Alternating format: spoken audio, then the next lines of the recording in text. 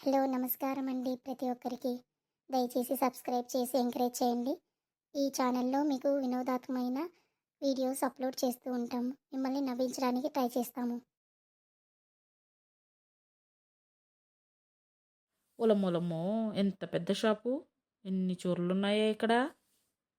సిటీలో ఇట్లానే ఉంటాయే అత్త.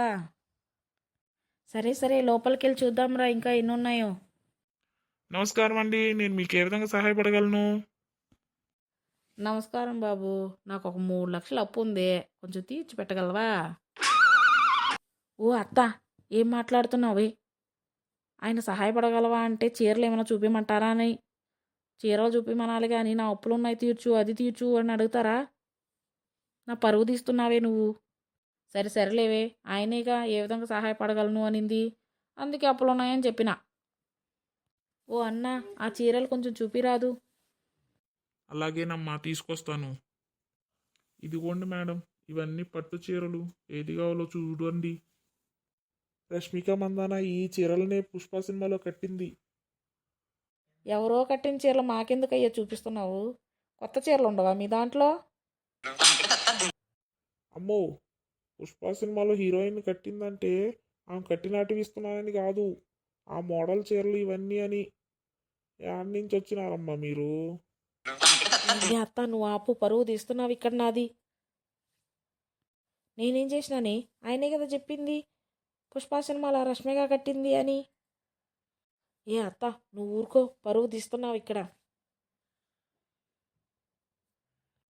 ఏ అన్న, ఆ పింక్ కలర్ శారీ చూపించట్లా?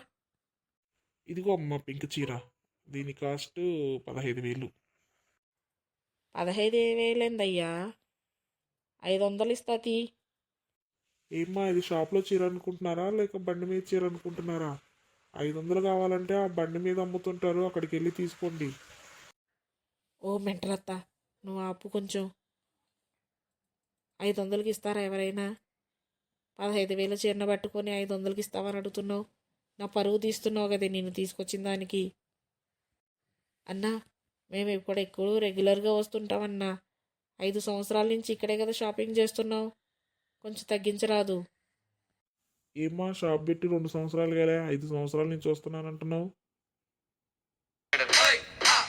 సరేనమ్మా, ఏదో రెగ్యులర్గా వస్తానంటున్నావు కాబట్టి ఒక 6,000కి ఇస్తాను. కానీ అందరితో చెప్పకండి, అందరూ అడుగుతారు అదే రేటు.